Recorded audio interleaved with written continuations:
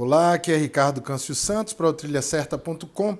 Volto dessa vez para, após alguns dias, não é meio sumido, mas sempre mantendo contato com o grupo, para continuar respondendo a lista. A gente volta para dar uma opinião agora, como solicitada pelo Nailton. Olá, Nailton, bem-vindo ao grupo. Eu fico muito feliz de você já entrar participando do grupo ativamente.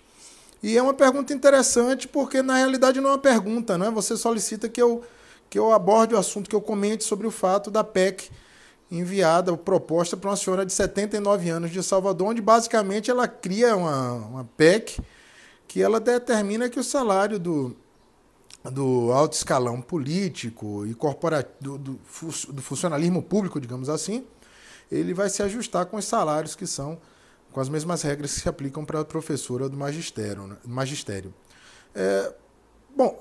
Isso aí é óbvio que quem está lá quem está em Brasília não está defendendo necessariamente nossos interesses, não falo por todos, mas a grande maioria, e sim interesses próprios, ou interesses de grupos ou bancadas que muitas vezes estão financiando esses políticos.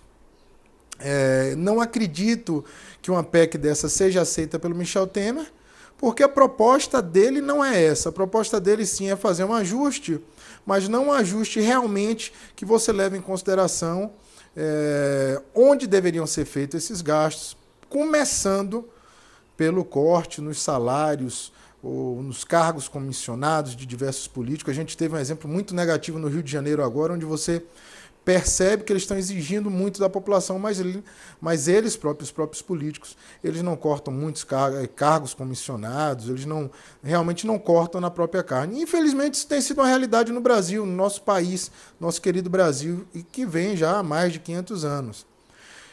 Qual seria a solução para essa PEC? Sim, a solução do problema, não é? Uma classe média cada vez mais esclarecida. Quando eu falo esclarecida, que realmente entenda, se politize essa classe média. A classe mais baixa é muito difícil você conseguir uma politização ou um entendimento das coisas, a não ser pela questão da educação. Você tem que fortalecer muito a educação no país, isso leva algum tempo. Isso depende de algumas práticas, não é? Adotadas lá por eles, lá em Brasília.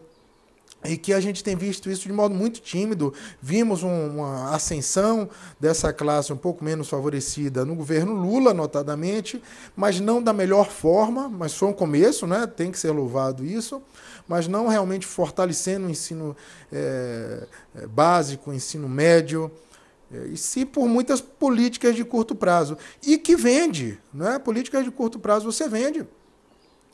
Vejam a eleição do Trump nos Estados Unidos, que vai ser o nosso tema aí do vídeo extra, ok? Então, que é necessário fazer cortes, é necessário, o governo realmente não pode conviver com essa gastança, ele não tem como, mas esses cortes realmente devem vir de uma forma muito mais focado no que de fato deve ser cortado, ou seja, inútil para o Brasil.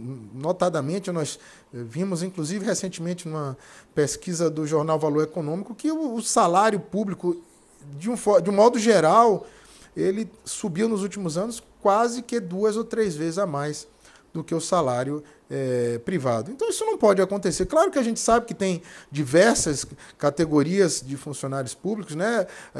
O alto escalão realmente que é muito mais beneficiado, mas você tem que tirar essa mania, esse foco de que, primeiro, que o brasileiro ele pensa em o serviço público.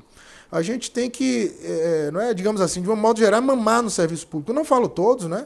Eu tenho diversas pessoas na minha família que trabalham no serviço público, que são pessoas comprometidas, mas, de modo geral, infelizmente, o que se tem no Brasil é isso. É aquela lógica de vamos para o público, porque no público a gente pode fazer o que a gente quiser, o bem entender.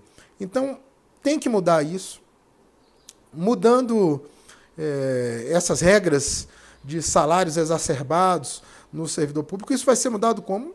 Por uma classe mais esclarecida, que coloque políticos realmente que combinem com seus anseios populares. Não vai ser só uma carta, infelizmente, se a população não se mobilizar para corte de alguns benefícios, né? Vocês vejam, recentemente nós tivemos aumentos nos gastos com salários, né, que foi aprovado, logo após a aprovação da PEC 241, foi aprovado o aumento para eles.